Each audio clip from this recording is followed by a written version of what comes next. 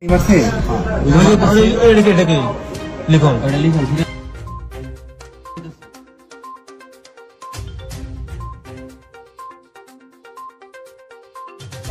তাদের নামে আমরা মামলা করেছি বনানী থানায়, এবং সেখানে তার চাচাতো ভাই বাদী হয়ে মামলা করেছে। তো আপনারা সে কারণে আমরা আপনাদের প্রমাণ দিচ্ছি। আসসালামু আলাইকুম ভিউয়ার্স, দেশ ও দেশের বাহির থেকে যারা আমার ভিডিওটি প্লে করেছেন জানাচ্ছি আন্তরিক শুভেচ্ছা ও অভিনন্দন। আশা করি সবাই ভালো আছেন, সুস্থ আছেন, আলহামদুলিল্লাহ। তো ভিউয়ার্স, দুই ভার্সিটির ছাত্রদের ভেতরে সংঘর্ষের জেরে পারভেজ নামে এক যুবককে ছুরিকাঘাত করা হয় এবং হসপিটালে দীর্ঘক্ষণ হৃৎপিণ্ডে প্রায় 1 ইঞ্চি পরিমাণ আঘাত নিয়েই তিনি কাতরাতে অবশেষে দুনিয়ার মায়া ত্যাগ করেন। ঘটনাটি জানা যায় যে সামান্য একটি বিষয়কে কেন্দ্র করে, যেখানে তিনি বসে বা দাঁড়িয়ে ফুচকা খাচ্ছিলেন, ঠিক পাশে কিছু দুইজন তরুণী দাঁড়িয়েছিলেন। এই দুইজন তরুণীকে তারা কটাক্ষ করেছে এমন সন্দেহের বশেই কিন্তু তরুণীরা তাদের বয়ফ্রেন্ড বা বিভিন্ন ছেলেদেরকে ডেকে নিয়ে এসে এই পারভেজ নামক ছেলেটাকে শহীদ করে দিয়েছেন।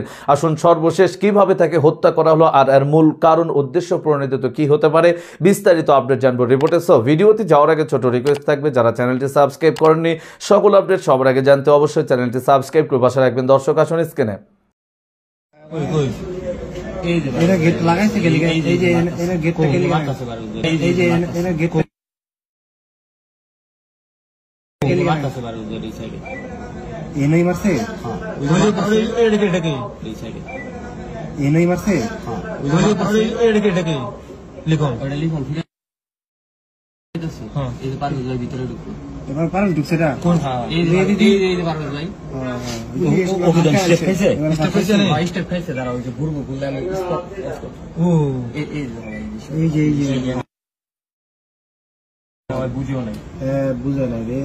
এশিয়া বিশ্ববিদ্যালয়ের শিক্ষার্থী জাহিদুল ইসলাম পারভেজ হত্যার ঘটনায় 8 জনের নাম উল্লেখ করে বনানী থানায় হত্যা মামলা করেছেন নিহতের স্বজন। এদিকে সকালে এক সংবাদ সম্মেলনে ছাত্রদল নেতারা জানান, এই মামলায় অভিযুক্ত 5 জন বৈষম্য বিরোধী আন্দোলনের নেতা। তাদের দাবি, হামলায় বৈষম্য বিরোধী ছাত্র আন্দোলনের মেহরাজ ইসলামের সাথে সংগঠনটির সোহান ও তুষার জড়িত।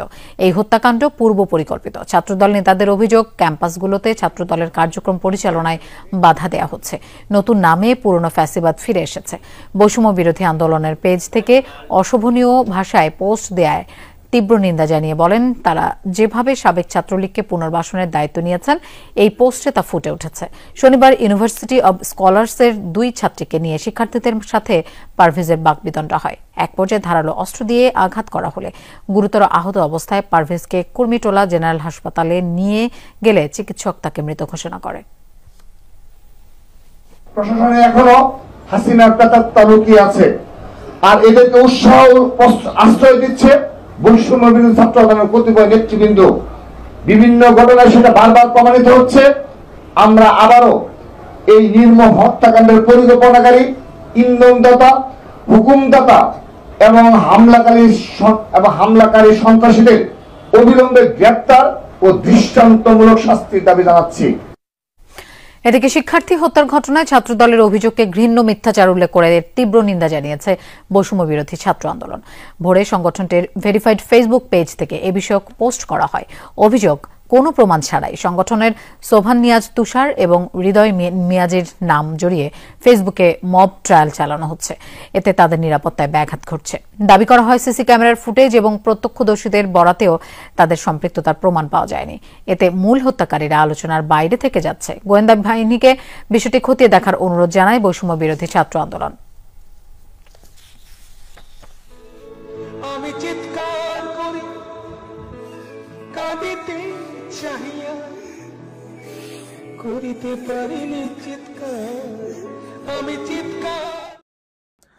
দর্শক, স্ক্রিনে আমরা সে সম্পর্কে বিস্তারিত জানাম। এ বিষয়ে আপনাদের মতামত কমেন্টে জানান, কেউ ভিডিওটি স্কিপ করবেন না। পারভেজের হত্যা যেন বাংলাদেশের প্রত্যেকটা মানুষের অন্তরেই নাড়া দিয়েছে। অটোমেটিক্যালি বাংলাদেশ জাতীয়তাবাদী দল বিএনপি এ বিষয়ে ব্যাপক প্রতিবাদ সহ সারা দেশে তোলপাড় শুরু হয়েছে এবং ঢাকা রাজধানীর বিভিন্ন জায়গায় এর প্রতিবাদে বিক্ষোভ মিছিল ও কর্মসূচি পালন হচ্ছে। আসুন সর্বশেষ বিস্তারিত আপডেট জানবো রিপোর্টে। যারা জড়িত তাদের নামে আমরা মামলা করেছি বনানী থানায়, এবং সেখানে তার চাচাতো ভাই বাদী হয়ে মামলা করেছে। তো আপনারা সে কারণে আমরা আপনাদের প্রমাণ দিচ্ছি।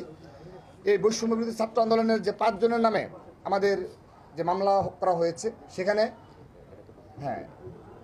যে প্রধান আসামি আর কি, যার প্রধান আসামি জাসদ ঘটনা মেহরাজ ইসলাম এবং বনানী থানা বৈষম্যবিরোধী ছাত্র আন্দোলনের অন্যতম যুগ্ম আহ্বায়ক সুবহান নিয়াজ তুষার এবং বনানী থানা বৈষম্যবিরোধী ছাত্র আন্দোলনের যুগ্ম সদস্য সচিব হৃদয় মিয়াজি এবং এই প্রাইম এশিয়া বিশ্ববিদ্যালয়ের অপর দুই বৈষম্যবিরোধী ছাত্র আন্দোলনের নেতা আবু জহর গিফারি এবং মোহাম্মদ মাহাতির হাসান, এই 5 জনের নাম আমরা সুস্পষ্টভাবে উল্লেখ করছি আপনাদের নিকট। এবং এখানে আমরা প্রমাণস্বরূপ আমরা সুবহান নিয়াজ তুষার, তার এখানে দেখেন বনানী থানায় এখানে রয়েছে এবং প্রাইম এশিয়া বিশ্ববিদ্যালয়ের নামও লেখা রয়েছে। সুবহান নিয়াজ তুষার এই বৈষম্যবিরোধী ছাত্র আন্দোলনের ব্যানার প্যাডে এবং তাদের স্বাক্ষরকৃত কমিটির অন্যতম যুগ্ম আহ্বায়ক এবং হৃদয় মিয়াজি বৈষম্যবিরোধী ছাত্র আন্দোলন বনানী থানা শাখার অন্যতম যুগ্ম সদস্য সচিব এবং প্রাইম এশিয়া শিক্ষার্থী হৃদয় মিয়াজি। এই যে এখানে আপনার দেখেন শুরুতেই হৃদয় মিয়াজি নাম রয়েছে, পদ রয়েছে তাদের স্বাক্ষরকৃত কমিটিতে, হাসনাত আবদুল্লাহ এবং আরিফ সুহেলের স্বাক্ষরকৃত কমিটিতে হৃদয় মিয়াজি এবং সুবহান নিয়াজ তুষারের কমিটির প্রমাণ আমরা দেখালাম। এবং সেই সাথে আমাদের জাহিদুল ইসলাম পারভেজ শুধুমাত্র বেসরকারি বিশ্ববিদ্যালয় শাখার নেতৃত্বে রাজপথে সক্রিয় ছিল না, বিশেষ করে জুলাই আগস্ট আন্দোলনে তার বলিষ্ঠ ভূমিকা ছিল এবং তিনি নেতৃত্বের অগ্রভাগে ছিলেন। জাহিদুল ইসলাম পারভেজ নেতৃত্বের অগ্রভাগে ছিলেন এবং তিনি ময়মনসিংহ জেলার ভালুকা উপজেলায় যখন আন্দোলন সংগ্রাম চলমান থাকতো, তিনি বিশ্ববিদ্যালয়ে ভর্তি হওয়ার আগে সেখানেও সেই ভালুকা উপজেলা ছাত্রদলের ব্যানারে সক্রিয় ছিলেন। আমরা এই হত্যাকাণ্ডের সাথে দৃষ্টান্তমূলক শাস্তি দাবি করছি এবং আমরা এই আজকের এই আনুষ্ঠানিক সংবাদ সম্মেলন থেকে আমরা একটি কথা বলতে চাই। গতকাল আমাদের যখন এরকম একটি হত্যাকাণ্ডের শিকার হয়েছে আমাদের ছাত্রদলের জাহিদুল ইসলাম পারভেজ, তারপর আমরা লক্ষ্য করেছি এই বনানী থানায় বৈষম্য বিরোধী ছাত্র আন্দোলনের বেশ কিছু নেতৃবৃন্দ তারা গিয়ে এই বিচারকে প্রভাবিত করার জন্যে এবং মামলা কাদের নামে দেওয়া হবে না সেই বিষয়ে প্রভাবিত করার জন্যে বেশ কিছু নেতৃবৃন্দ রাত অবধি তারা অপেক্ষা করেছে এবং ওসিকে ফোর্স করেছে। কিন্তু আমরা ছাত্রদল আমরা শুধুমাত্র ফোনে ওসিকে বলেছি, সেখানে সিসি ক্যামেরা ফুটেজ রয়েছে এবং বিশ্ববিদ্যালয়ের প্রশাসন রয়েছে, আমরা ছাত্রদলের কোনো নেতাকর্মী যেন না যায় আমরা সেই ব্যবস্থা করেছিলাম। কিন্তু পরবর্তীতে দেখা গেল রাত প্রায় 9টা-10টা বেজে যায়, মামলা নেওয়া হচ্ছে না। শুধু তাই নয়, আমরা জানতে পারলাম বৈষম্য বিরোধী ছাত্র আন্দোলনের বেশ কিছু নেতৃবৃন্দ কাদের নামে মামলা হবে সেই লিস্ট ধরিয়ে দিচ্ছে। 1-2 জন কিংবা মূল নায়ক যারা, এই খলনায়ক যারা, তাদেরকে আড়াল করার জন্য, মূল অপরাধীদের এই মামলা থেকে বাইরে রাখার জন্য তারা ওসির উপর ব্যাপক প্রভাব বিস্তার করেছে। পরবর্তীতে আমাদের ছাত্রদল কেন্দ্রীয় সংসদের বিপ্লবী সাধারণ সম্পাদক নাসিরউদ্দিন নাসির সহ বেসরকারি বিশ্ববিদ্যালয় ছাত্রদলের সভাপতি সাধারণ সম্পাদক সহ আমাদের নেতাকর্মীরা যখন যায় তখন আমরা দেখেছি সেখানে এই বৈষম্যবিরোধী ছাত্র আন্দোলনের নেতৃবৃন্দ উপস্থিত ছিল। তো আমাদের প্রশ্ন হলো, এভাবে কখনো অতীতে কিংবা এই বর্তমান সময়ে বিগত প্রায় 8 মাস 8.5 মাস হয়ে গেল, এই সময়ে কোনো জায়গায় গিয়ে ছাত্রদল কখনো এ ধরনের কোনো প্রভাব বিস্তার করেছে কিনা, এটি ছাত্র রাজনীতির বাইরে। তো এটি শুধুমাত্র বনানী থানায় হয়েছে সেরকম না। আপনাদের মনে থাকার কথা, গত বৃহস্পতিবার অর্থাৎ 3 দিন আগে আপনাদের মনে থাকার কথা, এই আকবর শাহ থানা, চট্টগ্রামের এই আকবর শাহ থানায় মুস্তফা হাকিম কলেজে একটি অনাকাঙ্ক্ষিত ঘটনায় এবং সূচনা করেছে তারাই, এই বৈষম্য বিরোধীর কতিপয় নেতৃবৃন্দ এবং গুপ্ত সংগঠনের নেতৃবৃন্দ শুরু করার পর সেখানেও ছাত্রদলকে মব জাস্টিসের শিকার হয়েছে ছাত্রদল। শুরুতে উস্কানি দিয়ে হামলা করে পরবর্তী যখন তারা প্রতিরোধের সম্মুখীন হয়েছে, তারপর গিয়ে থানায় গিয়ে তারা আবার কার নামে মামলা হবে, কি হবে সেই কাজ করেছে। সেখানেও যখন প্রতিরোধের সম্মুখীন হয়েছে তারপর তারা সেখান থেকে চলে গেছে।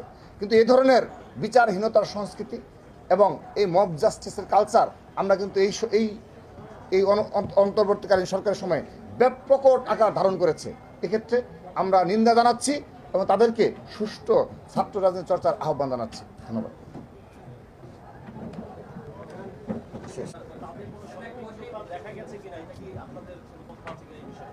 হ্যাঁ, এই আমাদের যে প্রাথমিক আমরা তদন্ত করেছি সেই তদন্তে সুস্পষ্টভাবে আমরা যাদের পরিবার যাদের নাম উল্লেখ করেছে ছাত্রদলের সেখানে সমর্থন রয়েছে, আমরা জেনেছি যে তাদের সুস্পষ্টভাবে এই বনানী থানার বৈষম্য বিরোধী ছাত্র আন্দোলনের যে সকল নেতৃবৃন্দ তারা সেখানে সরাসরি নিজে উপস্থিত থেকে এই হত্যাকাণ্ডের সাথে জড়িত তারা। আপনারা 40 জন বহিরাগতের কথা বলেছেন, জি সেই বহিরাগতরা মূলত কারা, সেই সম্পর্কে কোনো আইডিয়া আছে? হ্যাঁ, আইডিয়া রয়েছে।